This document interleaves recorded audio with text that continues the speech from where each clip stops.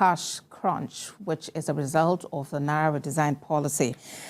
Joining us live now is a legal practitioner, Liborous Oshomah. Mr. Oshomah, thank you for joining us on TVC News at 7. Let's get the legal perspective to all of this. Now, Lagos State government has joined the dispute at the Supreme Court. What do you make of the timing? Is it well timed? I have said this consistently. This is not the first time we are redesigning the Naira, and why is this creating problem? Because this is the first time we redesign the Naira, and it's the application of that policy was not properly handled. And so that is why all of this is creating confusion.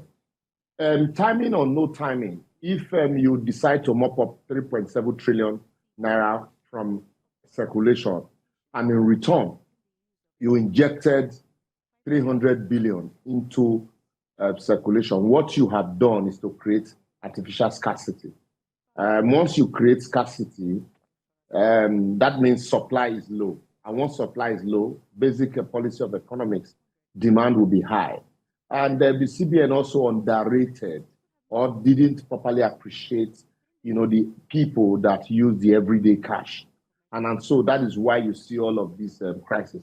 If the currency were available, timing would have been immaterial. If it was available, you go to the bank the same way, you withdraw your money, you get it.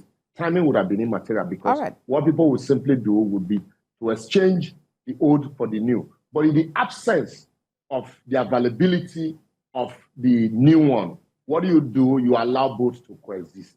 All right, Mr. Oshomah. As it is now, some state governments are wielding the big stick. They are telling people to collect the old Naira note or face prosecution. But my concern is this: who implements this policy? Because as of today, we're still hearing of petty traders, tricycle operators refusing the old Naira notes. It is not their fault. And also, I think the state government also are trying to punish the victim in all of this. The problem here is that the CBN had issued instructions to the bank, despite a subsisting court order, had issued instructions to the bank. And the banks are in business.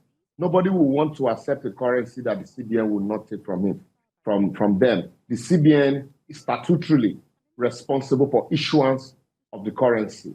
That is not debatable. So when the CBN, who is statutorily empowered to accept that currency, had issued directive to the banks not to accept the currency as a legal tender, if the banks now accept it, they'll be running at a loss. And then the CBN, in the same vein, turned around to blame the banks for holding the new currency. And so people are taking it out on the bank as though they are the victim. So even when the state government tomorrow decide to punish the bank, you just be punishing them as victims, because they are victims of CBN's high-handedness.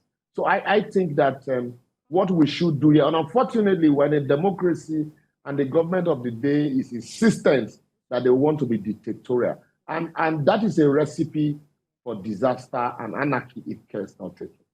Well, Liborous Oshomah is a legal practitioner. Thank you for joining us on TVC News at 7.